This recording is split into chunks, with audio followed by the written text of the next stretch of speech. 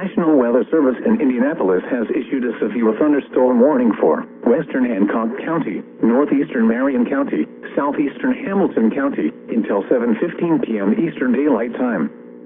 At 6:42 p.m. Eastern Daylight Time, a severe thunderstorm was located near Carmel, or 7 miles north of Indianapolis, moving southeast at 45 miles per hour. Expected hazards include 60 miles per hour wind gusts and quarter-size hail. This is a radar-indicated threat. The following impacts are expected. Hail damage to vehicles is expected. Expect wind damage to roofs, siding, and trees.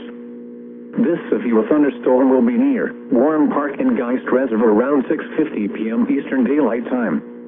Lawrence and McCordsville around 6:55 p.m. Eastern Daylight Time. Cumberland around 7 p.m. Eastern Daylight Time.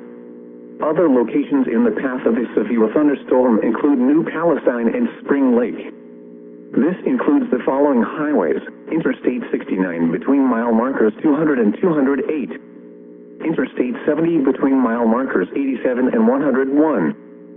For your protection, move to an interior room on the lowest floor of a building.